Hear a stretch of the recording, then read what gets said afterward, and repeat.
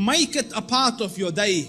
Young Muslim and old Muslim and male Muslim and female Muslim. In a time where sin has become pervasive and invasive in it, as every, make a lot of istighfar.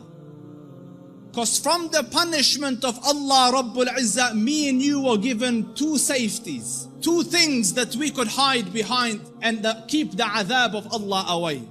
Allah Rabbul Izzah says, وَمَا كَانَ اللَّهُ لِيُعَذِّبَهُمْ وَأَنْتَ فِيهِمْ. The first, the Prophet. So long as, Allah said, so long as he is amidst you, I will not punish you. So the Rasul died and left. His sunnah is with us, but the Rasul went. The second one, and Allah will not punish them so long as they seek forgiveness. So the only salvation you have now is perpetual istighfar. The Rasul sallallahu alayhi wasallam says, I say more than 100 istighfar a day, and some say in a gathering. Busy yourselves with istighfar. Astaghfirullah al-azim. Oh Allah forgive me. Oh Allah forgive. Astaghfirullah. Perpetual, make it a habit. And wallahi, Allah will open all the doors of goodness upon you. In the time of Hassan al-Basri, he was alim, zahid, taqiyyun, naqi, lillahi al-wali, min al-shaytani bari, a righteous man. And he had students. So he was busy with them. And a man came and he said, Sheikh, I have problems. So he goes, what's your problem? So he goes, there's no rain in our land. Drought has come. Give me something to do. So he says, increase the saying of istighfar. So he thanked him and went. The other man came. Sheikh, poverty has struck us. There's no income, no money. So he says, say istighfar, increase the saying of istighfar. And his students are watching. Third person came. Sheikh, I can't have children. So increase the saying of istighfar. So the students look at the Sheikh, every person came with whatever sickness. You have one medication, just injecting everyone the same thing. What's going on? So the Sheikh said, it's from the Quran. فَقُلْتُ اسْتَغْفِرُوا رَبَّكُمْ إِنَّهُ كَانَ غَفَّارًا يُرْسِلِ السَّمَاءَ عَلَيْكُمْ مِدْرَارًا وَيُمْدِدْكُمْ بِأَمْوَالٍ وَبَنِينَ وَيَجْعَلْ لَكُمْ جَنَّاتٍ وَيَجْعَلْ لَكُمْ أَنْهَارًا.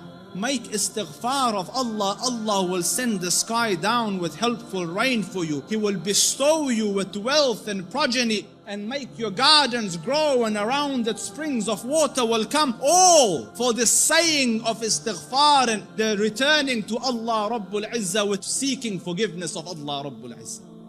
Make istighfar, Muslims.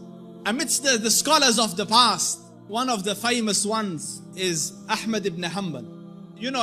They call him the Imam of Ahlul Sunnah. And such a giant of an Imam, some of the people in his madhab say that no one served the religion after Abu Bakr radiallahu anhu more than Ahmad Ibn Hanbal. Because just in the days of Mihna, for years he took imprisonment and house arrest, but he would not budge on his stance on the deen. So his fame and repute extended across the Muslim land. Everyone knew him, but there was no selfies in those days, you couldn't share a picture. So no one knew. Few people around him and his students and Ahlul Ilm knew what the Sheikh looked like. Most people hadn't seen him, but they had heard about him. So Imam Ahmad went on a travel from his city to another city. And when he reached that city, night befell him. He was in a masjid and he was trying to sleep in the masjid, because in those days there was no hotels and things. So the guard came and he said, get out of the masjid. So he said, listen, I'm a traveler. I don't have anywhere to go. I will just be here till tomorrow and then I will be on my way. So he said, no, get out.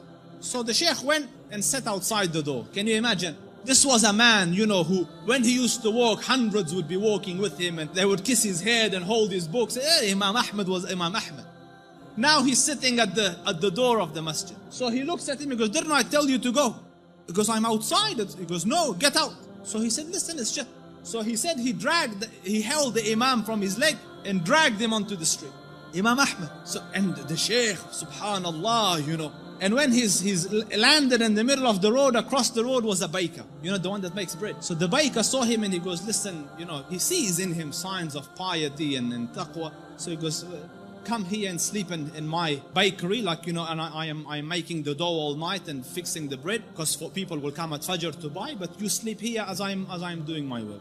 So the Imam thanked him and went and lied down, but he's watching him, that every time he makes the dough, he says, Astaghfirullah, Astaghfirullah, Astaghfirullah. And as he's making Astaghfirullah, Astaghfirullah. So all night he saw this man, Istighfar, Istighfar, Istighfar. So He went to him, he goes, for how long have you been on this practice? For how long have you been practicing this? So he said, for a long time now. So he said, for how long? He said, for a long time. So he goes, have you seen any benefits? Because no one can be so consistent and perpetual on dhikr and on istighfar and Allah not grant him some favor. So he goes, I've realized that whatever dua I ask, Allah grants me, except for one dua that he hasn't accepted. So he said, what dua was this? He said, I prayed that, Ya Rab, let me see Imam Ahmad Ibn Hanbal, and so far I haven't seen him. So the Sheikh said, he goes, Subhanallah, he dragged me by my feet to come into your bakery, simply because, imagine, out of my city into his house, out of his house when I was refusing, dragged me by my feet so that I could come and answer to your dua.